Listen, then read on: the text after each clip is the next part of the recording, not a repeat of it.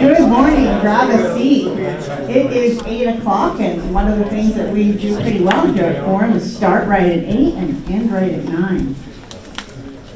Welcome, my name is Barbara Bynum, and it is my pleasure to welcome you to this week's Forum. We are so happy to be back. We started up again in June. I still run into folks in the community who don't know that, so make sure to tell your friends if they used to come and you haven't seen them, that Forum has started back up again. And if you are not getting weekly emails telling you what the topic is, you can come see me or Kathy Keevers, who's in the back right now, after, and we'll get you situated and sorted on the email. Some of your email might be sorting it into junk since you didn't get an email for over a year. It might not recognize it's something you actually want in your inbox, but we can help you with that. So this morning I'm so excited to present this program to you because it is a very common question that we get on City Council, which is what exactly is going on up there across from the Justice Center? It looks pretty cool. It is our Montrose Urban Renewal Authority, and it is a public-private partnership between the City of Montrose and Colorado Outdoors LLC, and the name of the project is Colorado Outdoors as well. So I think the best way to understand it is to hear from both the public or the city's perspective of what their role is in the project, and then what the private, and that's Colorado Outdoors LLC, what their role is in the project. So today I'm really excited that you're going to have an opportunity to hear from City Manager Bill Bell, the City Engineer Scott Murphy, and Colorado Outdoors President David Dragoo. And I think you all are pretty familiar with Bill Bell as our City Manager and Scott Murphy as our City Engineer. They've presented at Forum already so far this year. But let me tell you a little bit about Mr. Dragoo. He's a Colorado-born entrepreneur. He's a graduate of Georgia Tech, where he played golf. That's not on here, but I know that. He is a founder of Mayfly and president of Colorado Outdoors. So Mayfly is the parent company to Ross Reels, Able Reels, and Airflow, which are three companies that they own that do fly fishing, reels, and fly line. And then Colorado Outdoors is the developer business. And he believes in using business as a force for good. And I think that when you hear about the land that they've donated back to the city along the river and the ways that the city and Colorado Outdoors LLC have been able to work together, you'll understand that philosophy a little bit better. So, who's going first? Let's give them a big round and welcome.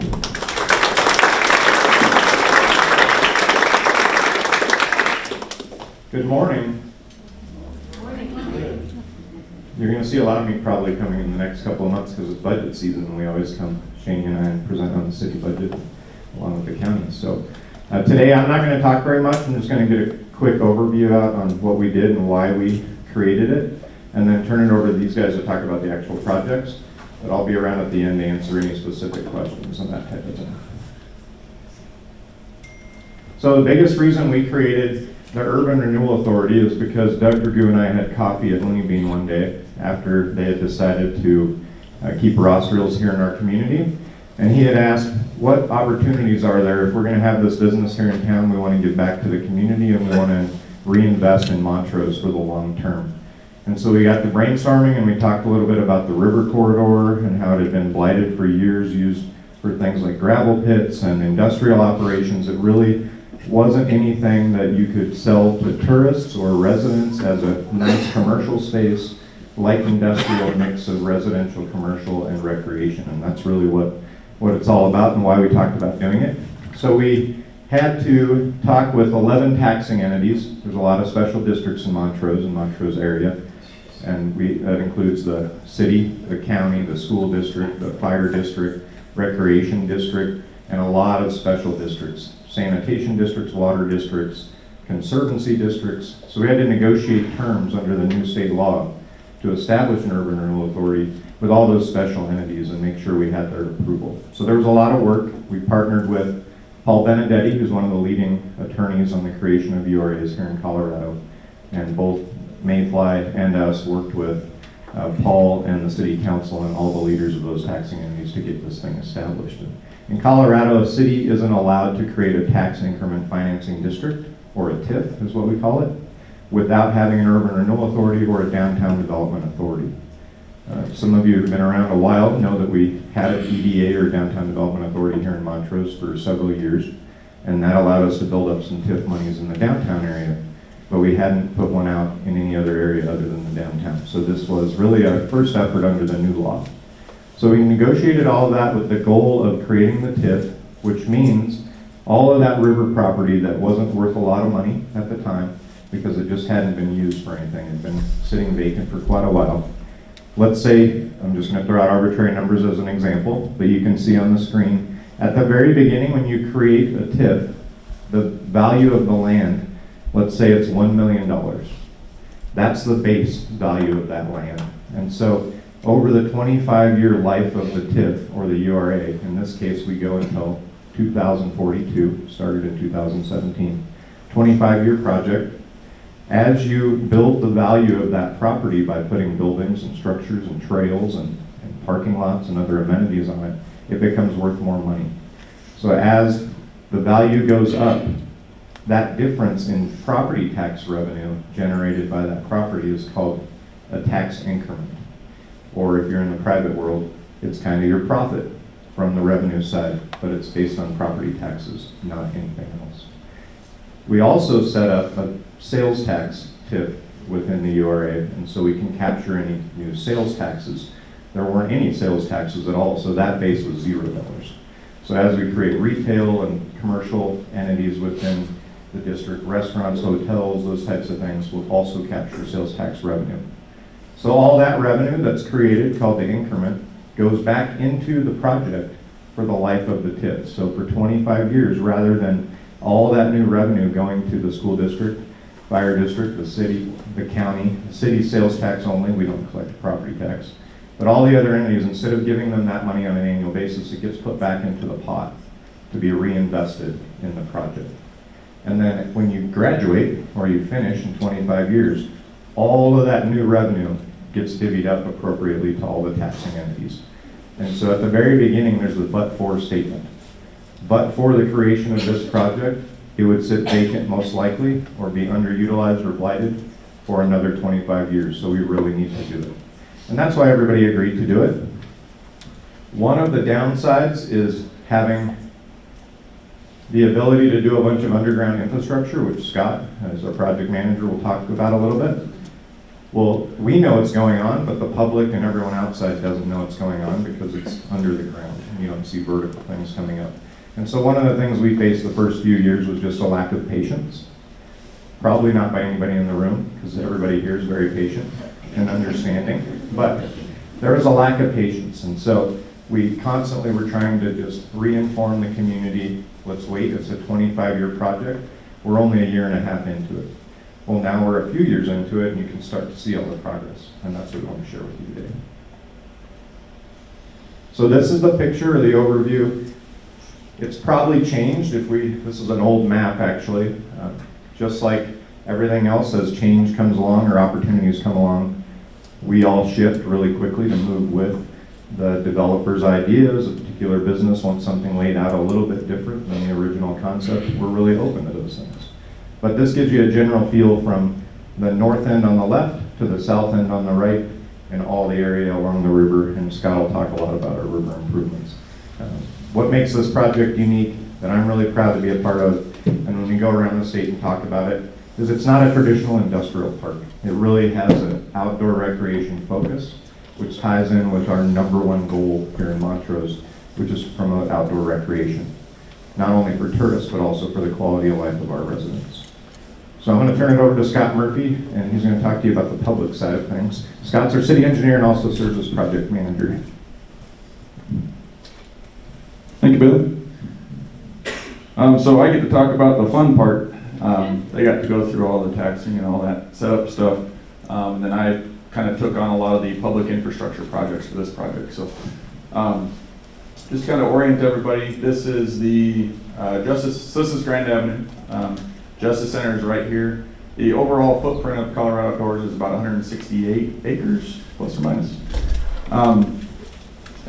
So the project contains 3 major components. Obviously you have all the upland private development here, because that kind of call that the Upland project.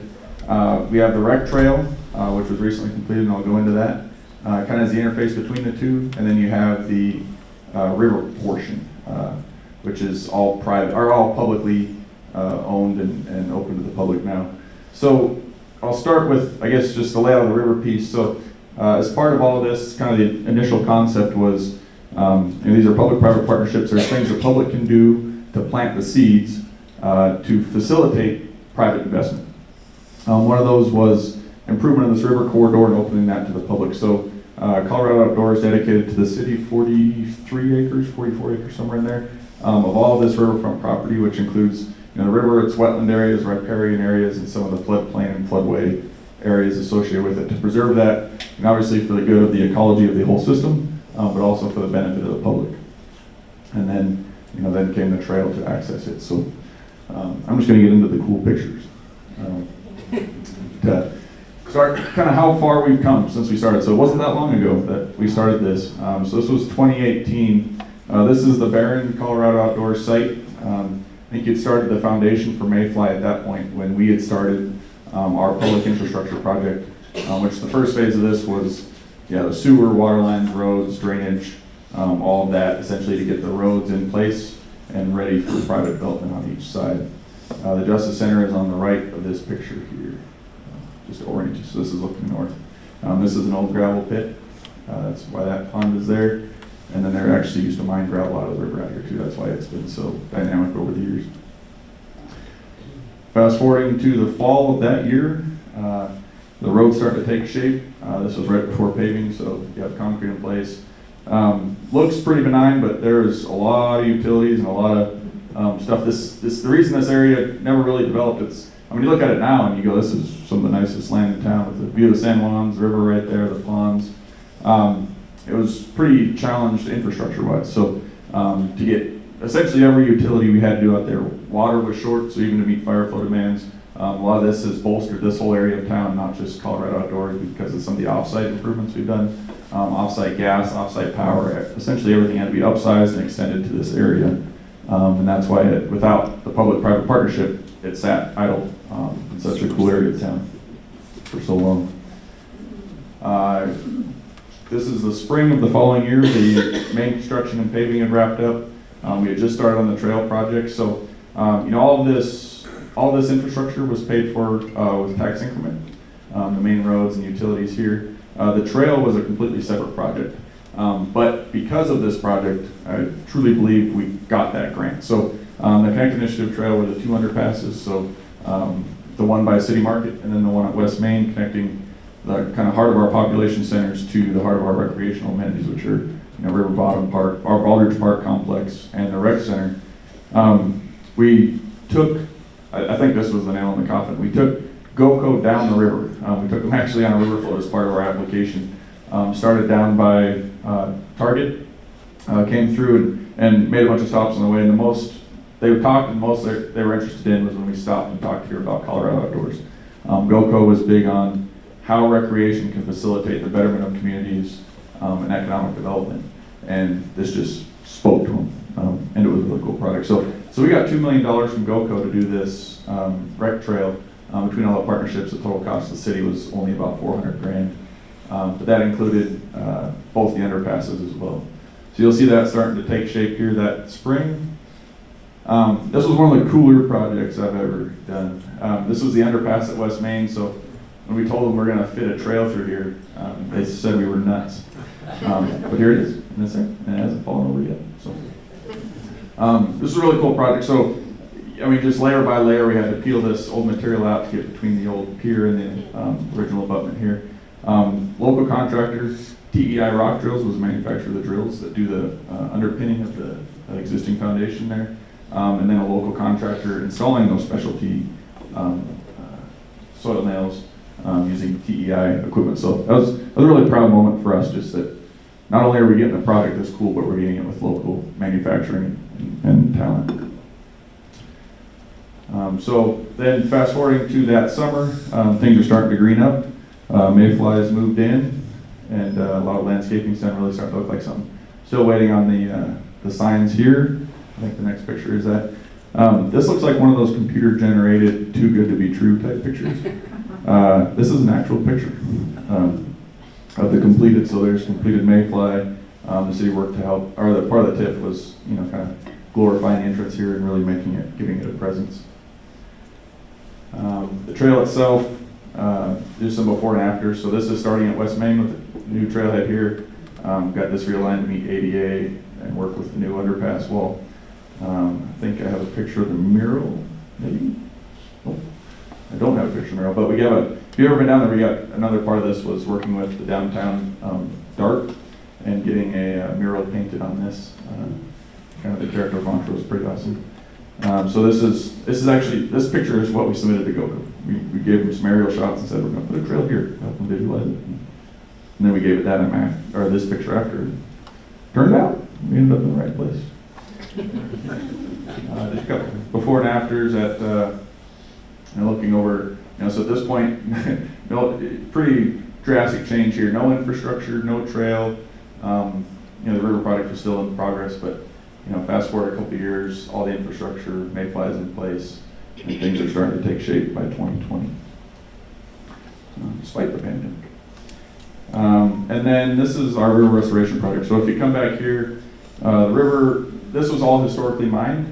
For gravel, they would mine it and then let the river kind of refill it and mine it again the next year, and they use it for gravel.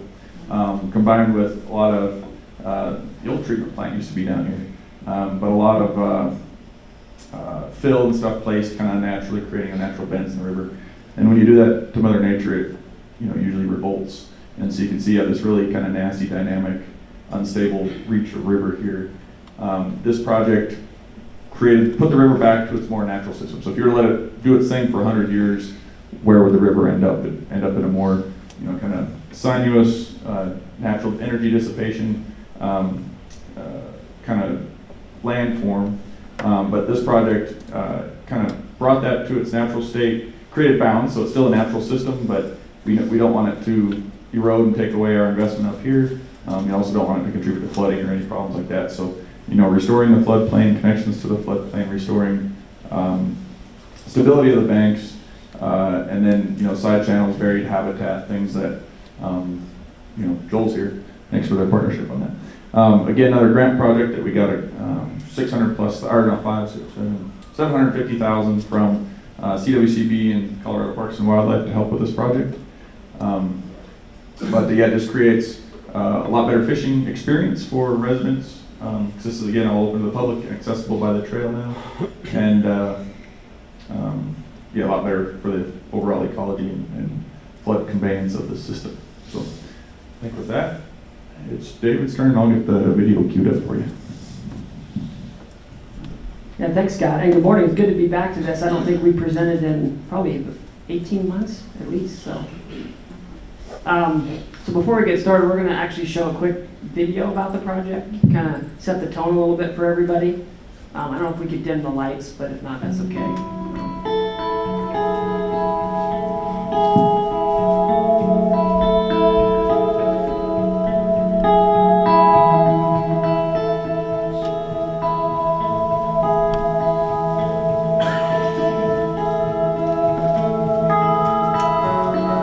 Mayberry, small town America, Main Street, USA. Mythical places that only exist between the pages of novels, each the embodiment of the American ideal, a life of peace, productivity, and prosperity. But there remains a place where this way of living does indeed still exist. A magical place called Montrose. I can't imagine living anywhere else. Honestly, it's one of the best decisions my family ever made was to pick up and move to Montrose. We knew that it had both the outdoor activities and the quality of life we wanted, but also the infrastructure of a little tiny city. Nestled in the Uncompahgre Valley on the western slope of the Rockies, Montrose remains one of Colorado's last undiscovered gems. You'll find neither smog nor traffic here. In their place, You'll find clear blue skies and a life interlaced with trout streams, bike paths, and ski trails. And some of the happiest, hardest working folks you could ever hope to call neighbor. It's anything but an expensive place to live, and with a wonderful airport just minutes from downtown, getting anywhere you want to go is as easy as could be.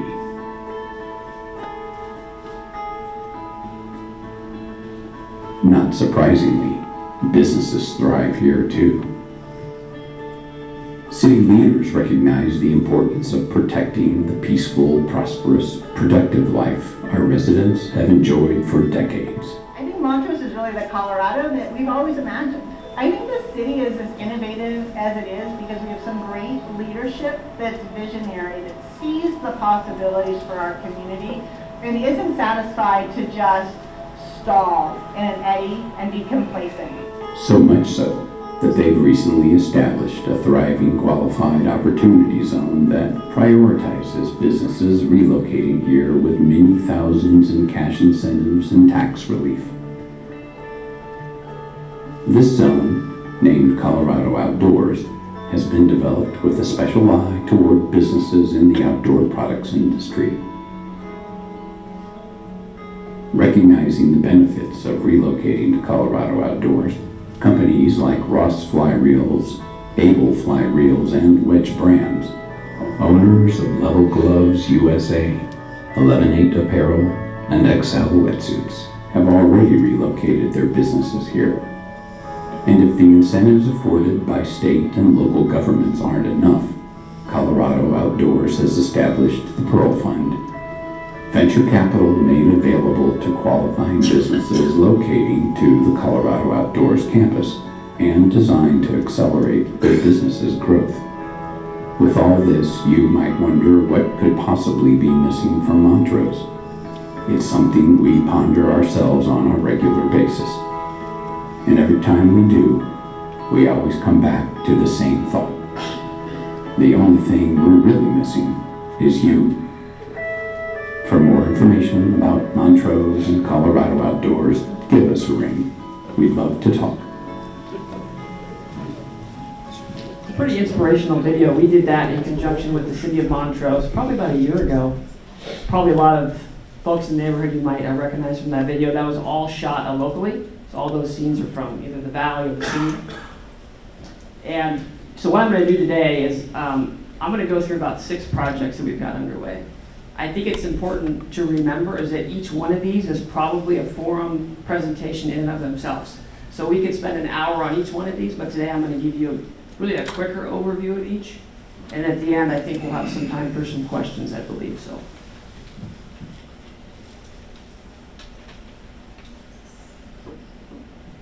So the first project we're going to talk about is the Mayfly facility. This building is the first building we built inside of Colorado Outdoors. We started it in 2018. We completed it in 2019, and we moved in the spring of that year, spring, summer of that year. And so to give you kind of some orientation, this building is right in the middle of Colorado Outdoors. There's about 80 acres to the north of it, and then there's about 80 acres to the south of this project. When we first came to Montrose, we had about 19 employees with Ross Reels at the time, and we were over by the 3M facility just off the bypass. I don't know if folks know where that is. And we basically ran out of space. So the whole project really started as a result of us needing to grow, needing to expand, needing more facilities. And so if you fast forward to today, we've got just over 120 employees now, and just over 50 are here in Montrose. And so you can see the need for a bigger facility. We needed more space for our machines and our equipment. And the facility's been great. We do tours every day now with COVID hopefully kind of tapering off a little bit, we'll see. And it's been a real anchor for the development, the design standards for buildings, how the buildings are going to look, how they're going to feel, really are based on this facility. So other buildings that can then have to meet or exceed these building design standards. And that's important to remember, because you can build something anywhere in town, but if it's not going to be nice, I don't think this is the project for you, which is okay, but we really wanted to set the tone ourselves.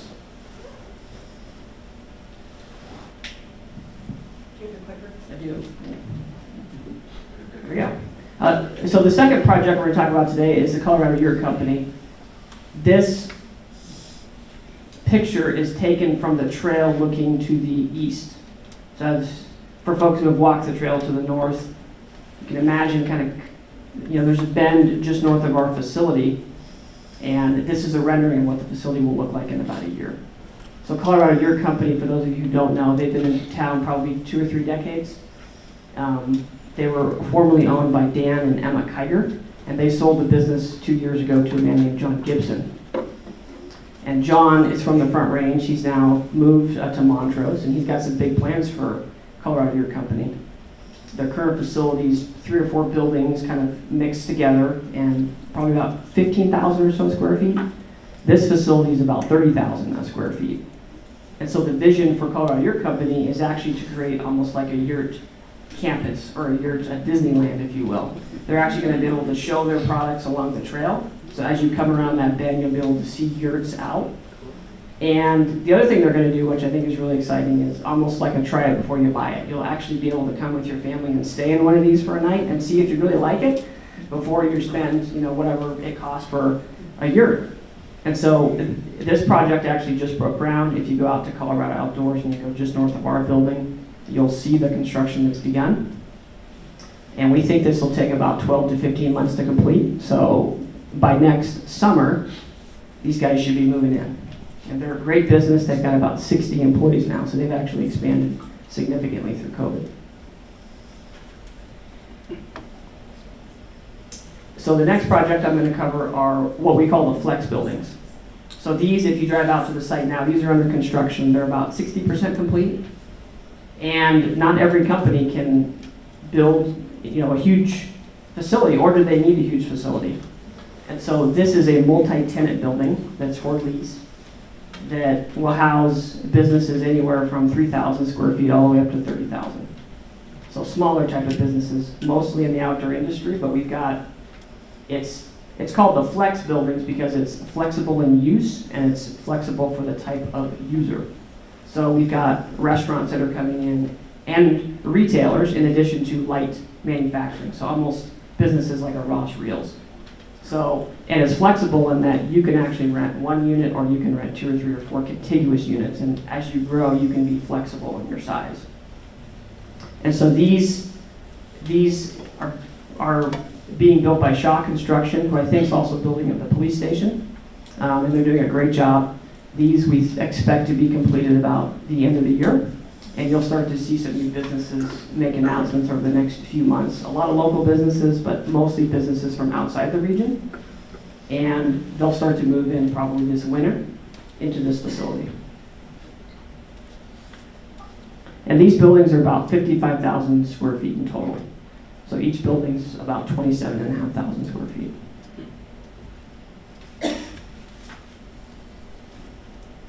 So the next project is the Fairfield Hotel, and if you guys know where the Bicycle Outfitters facility is, it's on the north end of the project as you come around the bend from the bypass on the north side. That lot is just to the south of that. And this facility it's a 90-room hotel, and it's approximately 4 stories. And this is a rendering looking from the south to the north, kind of northwest. This is being developed by a gentleman named Jeff Lamont from Lamont Companies. They're out of Aberdeen, South Dakota. And Jeff purchased the property from us about 2 years ago. And he's also doing a project in Durango, Colorado. Jeff's company really specializes in markets about the size of Montrose. So you can imagine like a Durango, you can imagine a Gunnison, you can imagine a Montrose. These are the type of places that he goes. And he does a lot of different flags. He'll do like a Days Inn, or he'll do, a Marriott. He'll do others. But we think that this project will take Jeff about 15 months to complete. And he has his building permit into the city.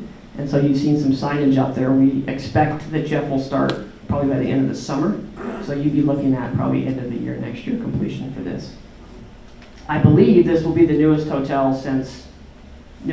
franchise hotel since 2006. From the Hampton Inn, I believe. Is that Sandy? Probably pretty close. Approximately, okay. So it'd be good to have a Marriott. We don't have one in the region, Marriott's are known for their service, they're high quality, but they're all franchises, so they'll all be it will be locally owned by Jeff. And the unique thing about him is that he builds these facilities, but then he also operates them. Most hoteliers do kind of one of those components. He does all three. He does the development, does the construction management, and then he also runs these facilities himself.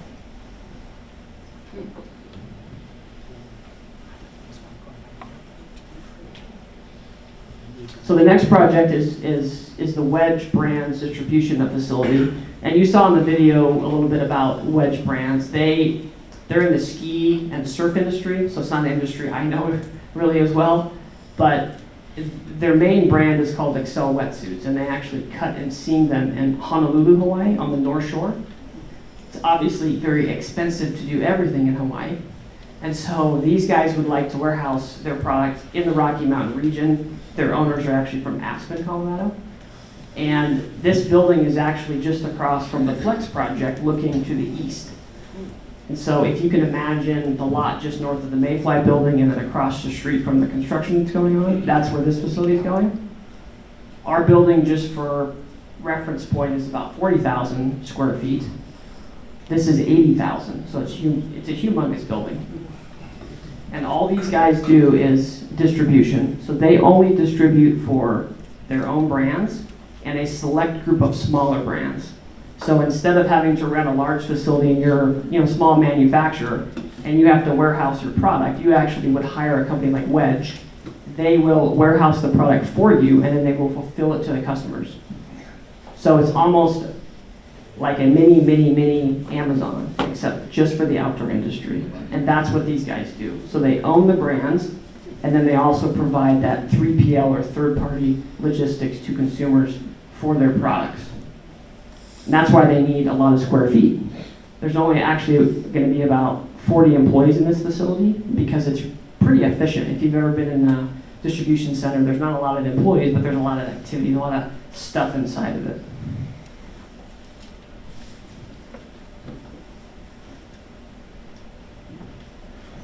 So the next project is the Base Camp Apartments. So for those of you who have walked the trail, there's been a lot of activity right about the 9th Street roundabout. That is the start of the Base Camp Apartments. So that project is from approximately 9th Street all the way south to 3rd Street, or Beach Lane. And we've designated that part of the project primarily for residential. And the reason is because it really provides a sense of place. It provides a safe place for kids and families to be out and running around and not have to worry about big trucks coming in. The Base Camp Apartments are the first phase of several from the developer out of Vail, Colorado. And there's 4 buildings at 24 units per building. And this is a rendering of what they're going to look like. If you've ever driven on I-70 to Denver, and you've driven through a town called Georgetown, the developer that's doing this project has done one in Georgetown just to the south of the highway there. So I think you'll see a similar look and feel to that project. I think Scott was going to give a quick update on some construction questions on it, but I wanted to give you an update on the actual project. It's owned by, there are 24 acres that we've sold that are owned by another individual who's doing it. But obviously it's, the relationship are pretty long-term that we have, and so we're still helping this particular builder do the project, get involved, make sure that you guys are informed about what's going on locally. And for those of you who have lived in the community a while, I think it's pretty obvious that one of the most important issues that I hear about when I go to community events is housing. What are we going to do about housing? Constantly, I get that question constantly. So I think with the projects going on now, I think it will help put a dent into it. It's not going to solve the problem. But these are going to be market rate apartments, which basically means they're not income restricted. So imagine workforce housing, entry-level city employees, entry-level police officers that we're trying to hire, folks that move here and they have a young family, but they really can't afford a home yet. So that's the type of person that we're trying to recruit to these. A lot of our employees don't have places to live, or it's been very difficult. And so very exciting to have these. I think they'll be really nice because they're close to that River Trail. So Scott, did you want to give any updates on construction? Yeah, just real quick so yeah, you hit on everything else you hit on, so thank you. But just real quick, so you will see some activity on there. This one's kind of unique, that the city's directly partnering with this project. So we're constructing some of the infrastructure extensions to support the apartment project. And that's a city project, so that's not part of the TIF, because residential housing projects, for this project, is very important because we need all of the above, but residential housing property assessment rates are relatively low, so they don't pay that well. We have a really strong community need to bring this type of housing online because it's hindering a lot of our other efforts in the community, keeping our community from thriving. So a lot of the construction you see going on there right now are the utility extensions. It's a city project to serve this, and then they'll be breaking ground on the apartments themselves here in the next couple months. So. Yeah, thanks, Scott. And for those of you who also might not know this, the main sewer line for the city runs through this project. And so there's a big incentive to do it properly as we grow, so that main sewer line continues to work, but also service the residents in the north side of town. Because if we move, the sewer line, we want to make sure that we can service, that line. Hence the reason for a lot of the construction. There's a lot of big manholes that we're digging, and that's a 32-inch main line. 30-inch. Yeah. Okay, it's huge. Yeah, so it's humongous. So we're proud to say I think we have one of the largest manholes in the project on the north end. It's like a 10-foot manhole, right? So, if you want some more information, we have their website down here.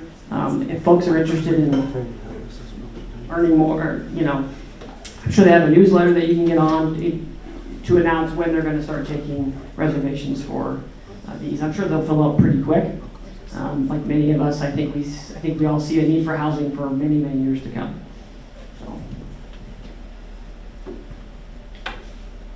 So this last slide is just to orientate you on where we are in the project on some of the things I've talked about. So with the exception of the base camp apartments, this site is the central northern part of Colorado Outdoors. And just to orientate you, this is the Mayfly facility here. It's basically right in the center. And so as you drive down Mayfly Drive or Grand Avenue, the first thing that you'll probably see is this area in yellow. That's the current project under construction from Shaw. Those are the flex buildings. Just to the south of the flex buildings, back in the Rockery area and in the detention pond area, is Colorado Yurt. And those guys, these buildings are all to scale. So this is a 30,000 square foot building. That's about a 34,000 square foot building on the base level, although ours is about 41,000 total. This is the Wedge Brands facility, and this is the Marriott here. The trail, for those of you who have enjoyed our wonderful trail, the trail ends right about here, currently. I think the vision long-term is to be able to get to Tabawatch. So we have a long way to go, but I think it'd be wonderful to get to Tabawatch. So Kendall Kramer and myself have a lot of work to do with grant writing and probably working with some private landowners.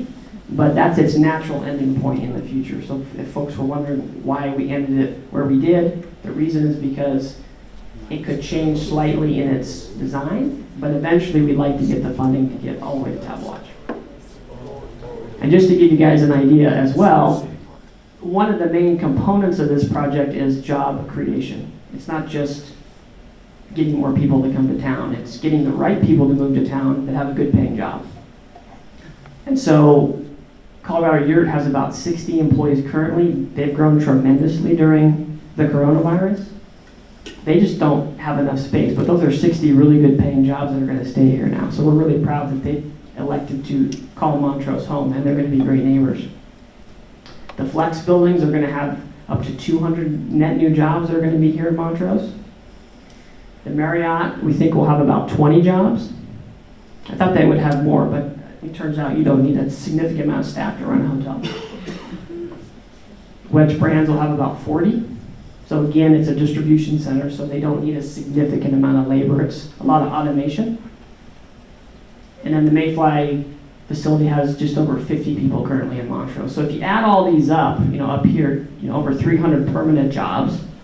This doesn't include the construction jobs that are created, that are what we consider temporary jobs, although they're important. I will say that even though the general contractors, Shaw being from Grand Junction, and the facility here, it's being done by a Front Range GC, most of the subs, I would say 2/3 at least, are all from the community, which is great. So all that money that we're spending will be spent and stay local, which is, I think, a great component of this project is to help Montrose, not just build buildings.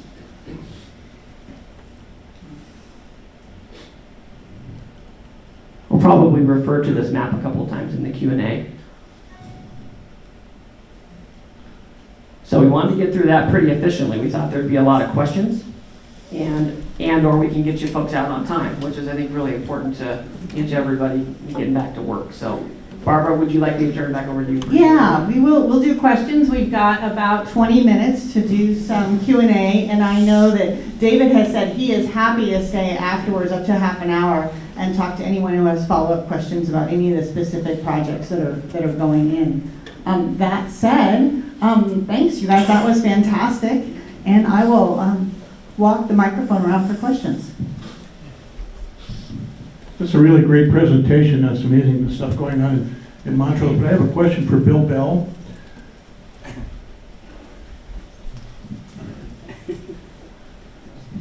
So Bill, investors are looking for a good return on investment.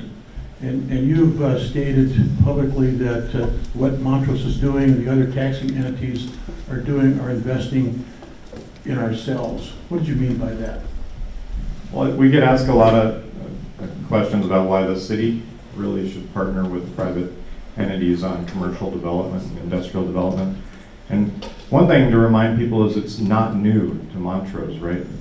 There's been MEDC, there was a group before that that was part of the city, and Russell Stover was brought to town, a lot of stuff, 3M and a bunch of other entities built out north of the bypass. So industrial development, large economic development's been going on for years here in Montrose. This is just the next future phase of that, a more modernized approach possibly. It's a different world out there, and so we do things a little different than in the past, and that took some aggressive strategies on the part of the city and our elected officials and taking the risk to be part of that. I'm really proud of everyone who's been involved. We take a little bit of heat in the community from a small group of people, but they're very vocal and their concerns are real. And it's just hard for us to communicate as much as we really need to because we get busy with day-to-day and we forget to write articles and get it out there. So what I meant by that when we're talking about reinvesting in our community is the communities during the downturn when we had the recession, the communities that look for the future and what's going to happen in 20, 30, 40 years, and they invest now to plan for the future, are the communities that are going to catapult above all the other ones in the region, and we've seen that. Montrose is a leader in all of Colorado, especially the western slope. Grand Junction's doing their best to beat us and to jump ahead of us, and we go back and forth right now because they have a great management team over there, and I still like to say we're better, although I'm not very competitive as long as we're the best. It's fine. But things like housing, right? In the URA, normally you wouldn't put a housing project in a TIF. Housing has, like David mentioned, Scott, it's a low return on the investment. It's a loss leader for a URA to put in housing, but there's a lot of other reasons you put in housing. And so the city put it in our budget to actually do some of the infrastructure to prompt the developer, Kurt Sukup, to have enough cash flow to make the project a reality. And so you hear a lot of things, city shouldn't be involved in it, let private industry do it. We can do that, but it's not going to happen. That's why nothing has happened out in this area for a very long time. When we talk about large apartment complexes, a market-based apartment complex has not been built in Montrose in over 25 years, maybe longer. We didn't go back that far once we get 25. There's a lot of low-income apartments, a lot of subsidized housing, a lot of age-restricted housing projects. Those are all great, but it's not something that entry-level professionals are allowed to live in because they make too much money. Entry-level police officers make $54,000, which sounds like a lot for Montrose standards, but in the new world, $54,000 doesn't buy you a lot as far as a house. In the video, it said it's a very cheap place to live. We're going to need to update that video because it's changing, right? It's just not the case anymore. So We understand that putting in housing is not a good business decision if you're looking at ROI on it, but we know in the big picture it's necessary and it's a good component. What is a good return on investment is a hotel. That's the very best thing you could ever put into a URA or a TIF because it hits a variety of things. Really high property tax values, really good sales tax, and then you have a restaurant usually that goes next door, and you get restaurant excise taxes, we get lodging taxes to go along with it, and so it's the best of all worlds. Housing is the worst, and in between is commercial and industrial.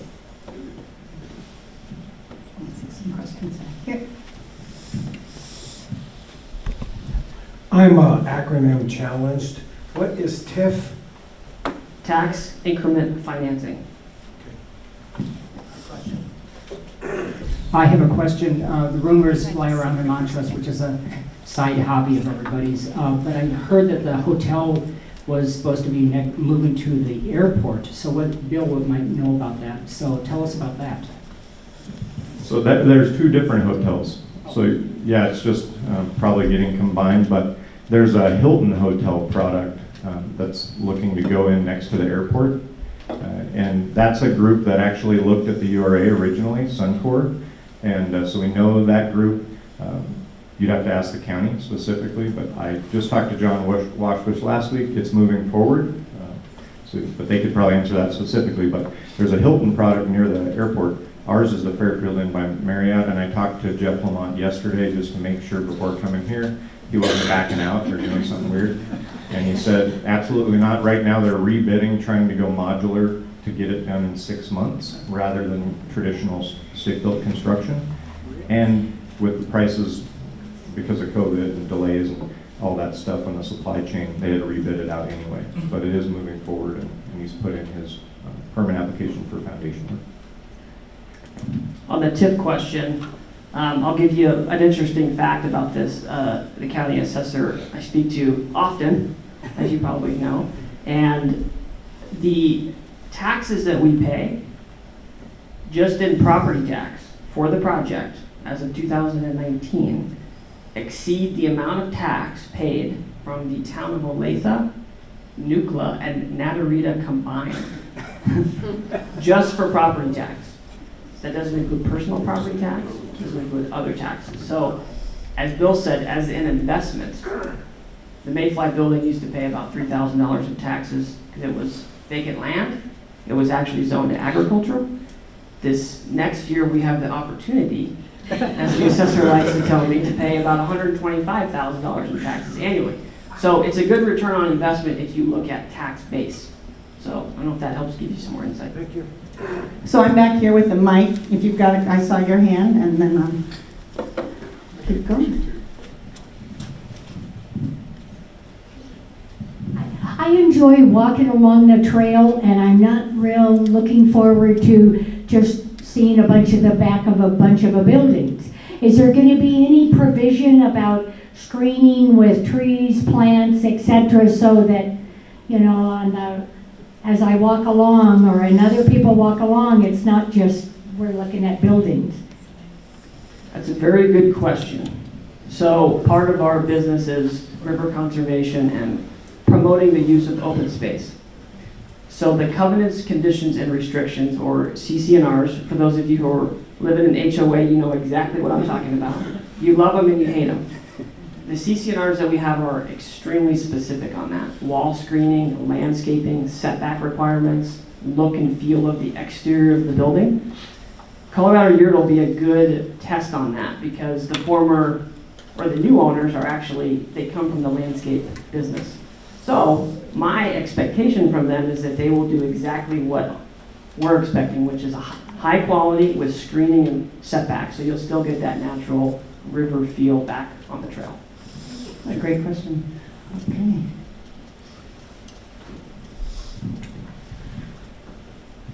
So this is for whoever might want to address my question. I'm interested in the residential aspect of this. I think you said there might be 3 phases to it, and it appears that these are going to be rental apartments. Is there any plans for, or has anybody gotten wind of maybe other developers who are going to piggyback on this and maybe develop patio homes, maybe more high-end, individually owned homes associated with this? Or I'm wondering on the west side of the river, I don't know, is there any ancillary kind of development that's been talked about over there that would tie into this? And, you know, because the whole idea of a planned development is kind of intriguing to me. You know, a lot of the elements that will bring in restaurants, shops, the trail. So, I don't know. Yeah, if my husband could fish out the back patio, he'd be pretty excited. That's a great question. We get it a lot. So Kurt Sukup, the developer that's doing the current constructions right here. If you've driven down to the roundabout and park, you'll see the construction in this area. He has towns for duplexes and single-family homes along the river. So to answer your question, yes. So it's not super high density because we want a lot of open space. We want people to use the park and the trail. This whole area, 24 acres, is designed specifically to answer your question and build that product for the community, but also really take advantage of the amenities, particularly that trail. So is there a timeline associated with like single-family housing there? Yeah, how soon should you put your house on the market? Right. Yeah. Yeah, the trick is you won't have a problem selling your home right now. I mean, you know, the joke, you know, Montrose I heard is that when you get a speeding ticket, you actually give them, you know, your realtor's license. You don't give them your regular license, right? So there's so much activity with this is that I think that their timing for this is probably the next 12 to 15 months. We don't know the timing on this, but because of the need we have, I think it's going to be pretty quick, relatively speaking. And there is nothing on the west side of the river that is part of the URA. Is that correct? The wetlands. You're talking about this side of it. Yeah, any other residential over there is not part of it. Correct, yeah. Yeah, we talk about wetlands, it's jurisdictional Army Corps of Engineer wetlands, and we're really against developing those. We really want to keep them and preserve them. And so a lot of the west side of the river is in wetlands. So unless you really wanted to, it's very expensive to do it. You can. We would never recommend doing that. And I can speak just because I work pretty closely with Kurt, the developer on the housing projects, about his timeline. So what he's final platted right now, obviously these are under construction, these are the apartments. This is also final platted, so depending on his demand, which I think he's going to be surprised just how quickly these go. You know, they can quickly expand into here with additional apartments if that's what the market drives, but the rest is set up pretty generic so that he can kind of go where the market leads. Their initial vision is single-family for-sale product along the river because I mean, that's primo living places. They'll probably go here next. My guess is probably 2 to 3 years out in this area, and then expand kind of to where the responses of the market are. And then speaking to the western side too, so long range to the city. So we have our the bird sanctuary property, but it's a kind of ecological area with a lot of birds in it. On the over by Marine Road, that gives us a good opportunity long term to probably pursue a grant to actually get a pedestrian bridge across. There is some potential. There's a small pocket of the URA on this side of the river that could potentially be housing long term, but also getting connectivity to. There's a lot of residential centers that's all in the county over here, but giving them a means across the river through our sanctuary property to then get down into the park system is another long-term vision of ours. So. You talk about the increased property tax. I live in the city. What's the county done for me lately? That's a great question for the county. I have no idea. We'll have the county back again. I think maybe we'll have Brad Hughes, the assessor, come and give us an update sometime. Well, it's just always bothered me that the city does not collect property tax. We ought to have a referendum. We got rid of the property tax in the early 80s in exchange for applying sales tax to groceries, which we know are purchased by a lot of visitors. So I think it was a good trade for the residents. I don't think we want to see a property tax come back in the city. And I would add to that, Barbara, I know that we get a lot of traffic in the summers, significant traffic, a lot of Texas license plates, as we know. We're fortunate that they pay for a lot of our goods and services because they don't stay here. So we might collect taxes from 100,000 people or more, but we're only having to pay in the city taxes for 20,000 approximately residents. So that math does work out in our favor as a community, but I do get your point, yes. Quick question, on the 100-year floodplain, it used to be covered that area. Where is it at now? Scott is our esteemed floodplain administrator, so I'll let him. That is a title I've always wanted in life. So, when we first started this project, another one of the reasons it never developed is there was a lot of skeletons, we call them, buried out here as far as, a lot of the land encumbrances. One of those was a floodplain and a floodway. So all of the floodplain mapping in town dates back to, the 70s or earlier. The river has moved 500 feet away from that floodplain. So it was coming up onto the site and making land essentially undevelopable, when in reality you could stand there and see the river was way over there. So one of the first things we did as part of the design on this was to completely restudy and remap the entire corridor. So with that was a letter of map revision with FEMA, which is a very enjoyable 12-month process with a lot of bureaucrats to update the maps. And then when we did the river project, it'll update again because we've now moved the river. So that is currently in process. Will be a lot easier the second go around because all the hydraulic models are built at that point. So, but yeah, so if you go online, go to FEMA's maps, the current map on the ground that you see there matches actual conditions on the ground, which is about the only place in town where it does. A lot of places, if anybody's tried to develop, it's maddening because your insurance company or the mortgage company will say, you're in a floodplain and you can't even see the river, and it's just an artifact of poor mapping by the feds back in the day. So I think we are closing in on time. I think we're going to have time for one more question, and then a reminder that these guys have said they'll stay after, because I can see that we're not going to get to every question that I see, but she's had her hand up. The distribution center sounds really interesting, but what kind of transportation is it close to?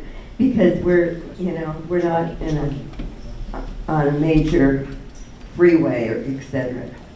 That's a good question. It turns out that our regional distribution centers for FedEx and UPS are excellent, and they're about 1.5 miles down the road. Because of the size of the packages that they do, it's an ideal spot for them, and the cost to ship is actually relatively low. A lot of the UPS packages that we send ground can actually get to Denver the next day. And so it's a good question. I would say that it depends on the size of the package and the quantity. So they're a high quantity, small size, which fits the market in Montrose. Perfect. That was a quick question, so I think I'm going to let my colleague Kendall take another one. Thank you, David. I kind of know the answer to this because I meet with you guys regularly, but I know we're bringing a lot of jobs to the community. What kind of training will be provided, or can you speak to the partnerships that have been developed for those new jobs to ensure that people in the community can fill those jobs? I know that Mayfly, for example, does a lot of training with their new employees.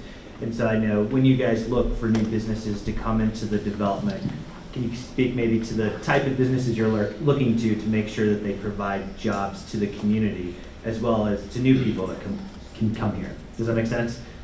It does. I think this is a really good values question almost too. And tomorrow at Rotary, we're going to present on kind of more of why we're doing the project, not the what and how.